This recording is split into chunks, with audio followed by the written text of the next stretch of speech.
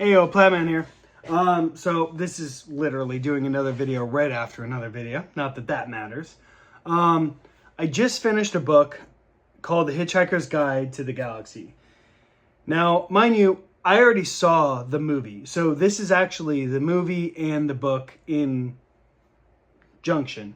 Because why not? Now, here's what I'll say. Because I saw the movie first, I love the movie. I thought it was hilarious. So long and thanks for all the fish.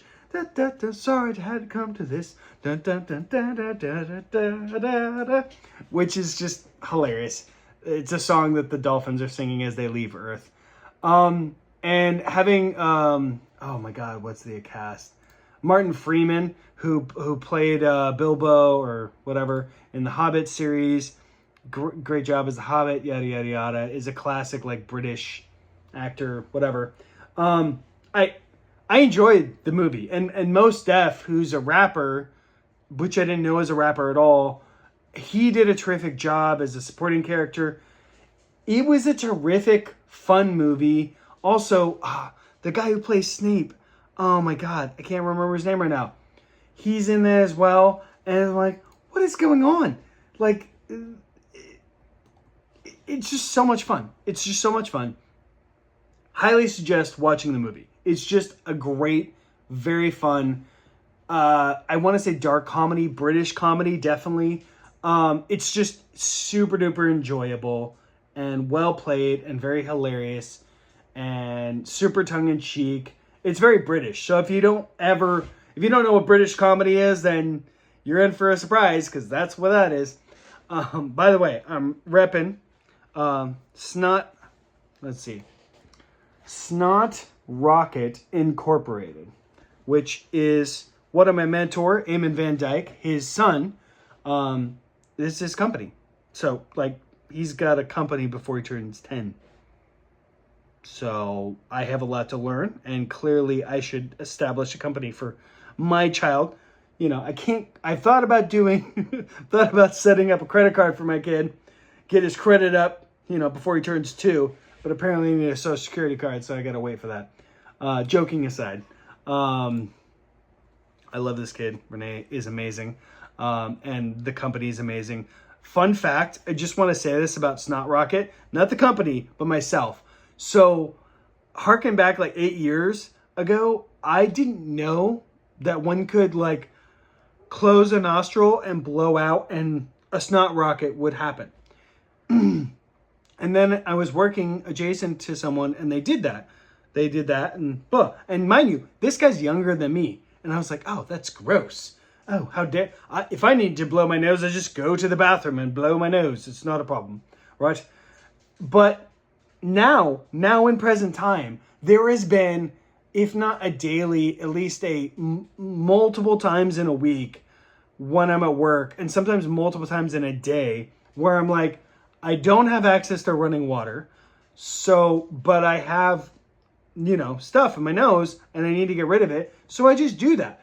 And it's like a thing. I was like, yeah, you just aim and you shoot it out.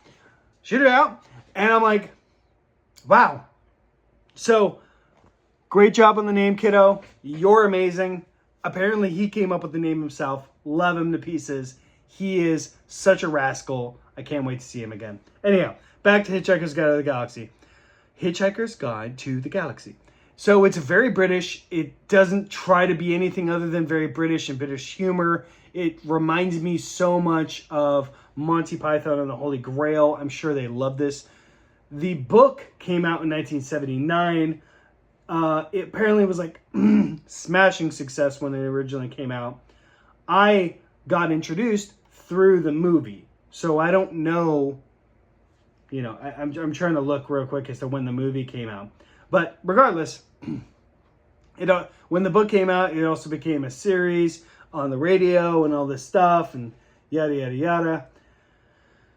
Anyways, I don't know if I'm going to read the rest of the books, because I really just wanted to read this book. And frankly, it was a bit much. Like, the movie was awesome. And then I read the book and I was like, oh, wow. So what's fascinating is it's one of those rare instances where I wouldn't say that the movie is better than the book, because I don't think that's true at all. And while they are basically the same, the movie takes some liberties, obviously, and does some things, and I feel like the movie does a good job. If you never read the book, you'd be like, oh yeah, this is a good start, change, stop of a story. And it does a good job, and it's very interesting.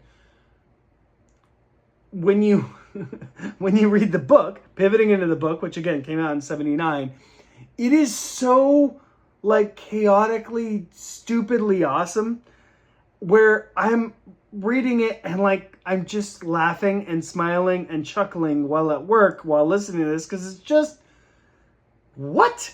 Like, what? What is going on? Why is it happening? OMG. And you can't help but feel the British humor, and it helps that it's narrated by a guy who's using a British accent. It's probably British, because they're pretentious like that. But I couldn't help but enjoy it as a separate thing. And there is more in the book, but in a way, I almost feel like I enjoyed the movie more because it was more of a story, whereas the book is almost like if you read the book Alice in Wonderland, and you also deduced that like, oh, the author was probably high while doing this, like on hard drugs. Like, I don't feel like the author of this, I feel like the author of this was like very British and very much like, I'm just gonna like mess with people and just for fun's sake.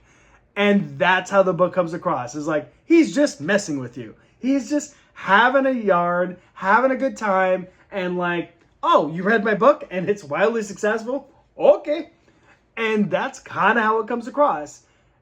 It almost doesn't have like a through line, and it's a little bit disconcerting because you're like, wait, what is happening? What are we doing? Why are we doing what we're doing? I don't understand. And it's kind of beautiful in its chaos. So in listening to the audiobook, I was like, all right, I could track with this. It was easier, I felt, because I did try to read it back in the day and I failed. But what I will say is that I enjoyed the movie a lot. When I watched it, and I've seen it at least 2 times, I enjoyed it each time. I think it's chef's kiss, great British humor, super enjoyable. But it's perhaps not for everyone. Like, there's going to be people out there who are like, oh, I don't like this kind of thing. It's like, okay, that's fine. Sorry, I have to hide the depravity of my cat's attacking my chair. Anyhow, so I highly suggest both. You can listen to or read the book as a separate thing, or you can watch the movie as a separate thing. I feel like they are wonderful partners, which is kind of the exact opposite of what Gladiator 1 and 2 is, which is like Gladiator 2 is trying to steal Gladiator 1's thunder and remake it in its own image, and it's horrible. Whereas you read the book or watch the movie or one or the other, and I think that you can enjoy both. I'm sure there's going to be people who are diehard fans of the book, and they're like, excuse me, sir. No, the book is quite amazing. The movie is just Hollywood American trash, hawking around, pretending to be British, but they're really just garbage. And I could totally see a pretentious British critic saying that about the movie. However, I loved it. It was super enjoyable as an American. It was terrific. So watch the movie, read the book, enjoy yourself. I don't even know where to get the movie. I haven't seen it in a while, but I remember it very, very clearly. And it was so wonderful to read the book afterwards because I was like, oh, I could see how that looks. And frankly, the casting, everyone did a great job. So anyways, you're welcome. I love you. Enjoy. Have a good one. Plaidman out. I'll talk to you soon. Hope you had a good Thanksgiving. If you're not American and you're watching this, I hope you had a good working day on Thursday. I love you all. Plaidman out. Bye.